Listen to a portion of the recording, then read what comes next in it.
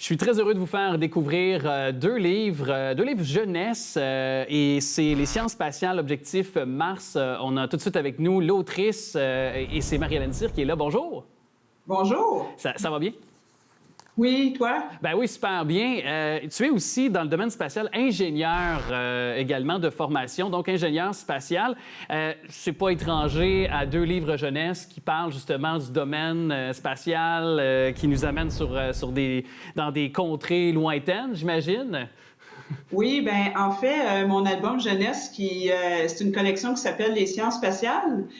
Donc, le premier tome s'appelle Les légumes de l'espace. Et dans ce tome-là, il y a des légumes mal aimés des enfants qui rencontrent un robot qui doit aller faire pousser des légumes sur Titan, qui est une lune de la planète Saturne. Donc, ils partent ensemble, puis ils vont jardiner le premier jardin extraterrestre là, de la vie. Là. Donc, ils rencontrent des enfants. C'est super ludique, mais en même temps, moi, j'ai toujours comme but de faire aimer les sciences aux enfants dès le plus jeune âge. Là, cet album-là, c'est pour les 3 ans et plus.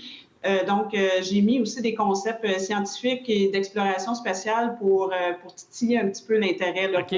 pour les sciences. Ben, donc, c'est important pour toi qu'il y ait quand même aussi une portion éducative là, dans tes livres, là. Oui, exactement. Cette collection-là a été faite pour couvrir pas mal tout le programme d'éducation là, du ministère de l'Éducation du Québec. Donc, dans chaque tome, il va y avoir des thèmes là, abordés sur le volet de la science et de la technologie.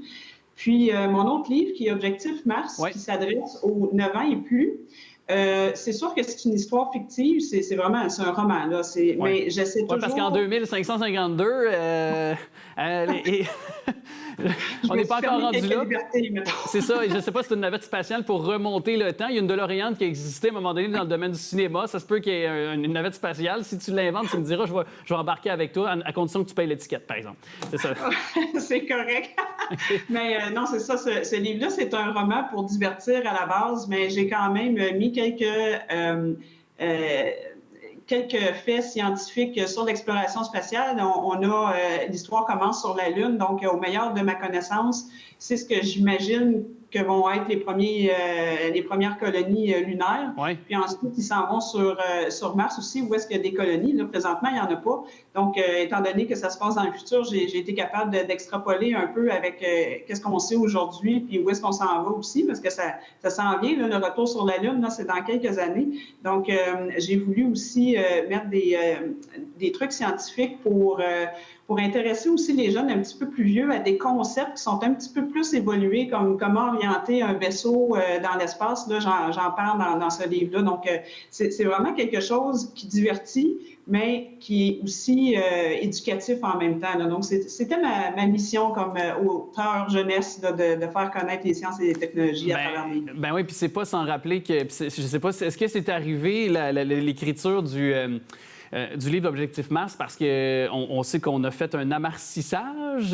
C'est bien ça, je pense que c'est comme ça qu'il faut le dire, avec les fameuses sondes là, qui sont allées sur place pour prendre des clichés, puis tout ça, qui est d'ailleurs piloté par une Québécoise, on le sait, une femme de Joliette. Donc, est-ce que ça, c'est arrivé un petit peu par hasard? Parce que, dans l'espace-temps, il y a comme un fit naturel là, pour parler de Mars, là. Oui, bien, en fait, c'est mon éditeur qui m'a proposé, chez les éditions Victor Anaïs, il m'a proposé pas la semaine dernière, l'année dernière, une série jeunesse, justement, puis il voulait absolument avoir le mot Mars dedans. Étant donné qu'il y avait une effervescence là, avec Persévérance et avec tout le battage médiatique qu'il y a eu à travers ça. On s'en va là dans peut-être la prochaine décennie, 20 ans, 30 ans, là, les gens qui vont aller sur Mars sont nés là, présentement. Là, donc, c'est super important de faire connaître l'exploration spatiale dès maintenant, là, parce que ça s'en vient, on le voit avec les robots, plus tard peut-être avec des humains. Là. Ben oui, puis d'ailleurs, j'ai le goût de poser cette question-là à une femme qui est dans le domaine de l'ingénieur, de domaine spatial. Est-ce que tu crois à une forme de vie? Tu sais, sur Mars, on a souvent fait des blagues avec ça, justement, des martiens ou autres. Est-ce qu'on croit, est-ce que, tu sais, toi, tes collègues, à toute forme de vie ailleurs dans l'espace, dans l'univers? Bien, ça serait dommage que l'univers étant ce qu'il est, là, aussi vaste qu'il est, ça serait dommage qu'on soit les seuls à vivre là, sur une planète. Moi, je crois qu'il y a de la vie ailleurs. C'est peut-être pas dans la forme qu'on a ici sur Terre, ni comme on l'imagine dans les bons livres de science-fiction. Puis on imagine que c'est pas des extraterrestres qui vont être très méchants non plus. Non, ouais. Mais les formes de vie qu'on va découvrir au début, probablement, si c'est dans le système solaire, parce qu'il y a beaucoup de recherches qui se fait pour essayer de trouver de la vie. Ça va surtout être au niveau des bactéries, peut-être des moisissures aussi. Là. Ils sont confiants sur certaines lunes de certaines planètes là, qui vont peut-être trouver quelque chose plus tard parce qu'il y a encore de l'eau liquide là, en dessous de la couverture gelée. Là. Mais moi, j'y crois. C'est sûr que ça serait vraiment dommage. En tout cas, on aime ça, puis j'imagine la science, c'est toujours aussi d'aller à la rencontre, ou c'est-à-dire de pousser plus loin la réflexion. Puis on a encore un peu de temps aussi pour continuer à parler de votre livre Objectif Mars, c'est bon, de la série les sciences spatiales.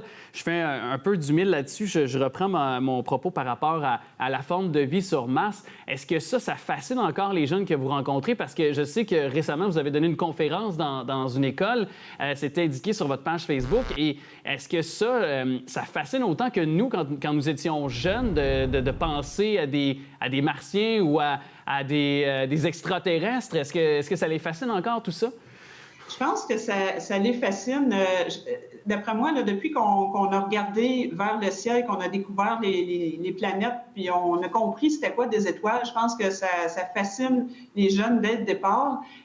C'est un peu difficile de répondre à ces questions-là. Est-ce que tu crois qu'il y a de la vie ailleurs? Bien, peut-être, mais on n'a pas la certitude, on n'a pas les réponses les encore. confirmations. Ouais. Là. Mais qu'est-ce qui fascine aussi, c'est d'essayer de faire connaître comment c'est difficile d'aller sur d'autres planètes, sur d'autres lunes aussi, là, comme cette semaine, là, vous le disiez, là, j'ai fait un atelier dans une classe de 5e année en lien avec mon livre Objectif Mars, le tome 1. Puis, on ne s'imagine pas comment que ça peut être complexe aussi, puis j'essayais de leur faire découvrir les défis technologiques qui vont attendre là, les premiers humains qui vont s'en aller vers Mars. Puis, je leur disais, qu'est-ce que vous pensez, comment on va apporter l'eau sur Mars? Là? Parce qu'il y en a au pôle, il y en a un petit peu dans l'atmosphère, mais il n'y en a pas assez pour probablement subvenir aux besoins d'un gros jardin, d'une serre, avec des animaux, avec des humains aussi, pour subvenir à nos besoins nutritifs. Puis, c'est toujours la même réaction. J'ai eu 5 minutes d'euphorie totale quand je leur ai annoncé que l'eau sur Terre, elle est recyclée, là, même dans la nature, même sans les égouts et les usines de filtration. L'eau, elle a la capacité de se filtrer elle-même à travers la Terre, puis elle revient en nuage, elle retombe, puis il y a des animaux qui boivent cette eau-là, mais où est-ce qu'elle vient? L'eau, elle vient de la Terre, mais elle vient aussi de nos déchets organiques. Hein? Oui. Donc, ça a été une révélation pour ces enfants-là, pour eux. Là, j'ai même eu une réaction hier que je ne boirai plus jamais d'eau de ma vie, mais c'est filtré, c'est traité. Là, l'eau est bonne à boire, sauf que ça frappe l'imaginaire quand les enfants réalisent ça, là, que l'eau sur Terre, il y a du pipi de dinosaure un petit peu là, dans notre eau, là, puis c'est correct. Là. donc, moi qui aime, quand je vais en randonnée, boire de l'eau des sources qui descendent de la montagne, je me fie plus à cette eau-là pour qu'elle soit bonne que certaines eaux de certaines villes du Québec où elles sont traitées. Ça, c'est moi. Mais c'est un grand plaisir de vous avoir parlé, sincèrement. Madame Cyr, ça transparaît votre passion pour le sujet, mais aussi pour le témoigner, le transmettre à une jeune clientèle, puis de faire découvrir, puis d'initier peut-être aussi par vos œuvres, les sciences spatiales et Objectif Mars, des jeunes à la lecture de parfois, c'est peut-être cet ouvrage-là ou ces ouvrages-là qui vont leur permettre de garder contact ou de s'initier à la lecture. Puis ça, je trouve ça beau aussi en même temps par le fait même. Je vous remercie sincèrement d'être passé à cette émission. Bien, merci beaucoup. Puis mes livres sont en librairie partout au Québec, là, donc n'hésitez pas si vous êtes curieux à propos de l'exploration spatiale. Super, à très bientôt. Merci beaucoup. Merci. Bye.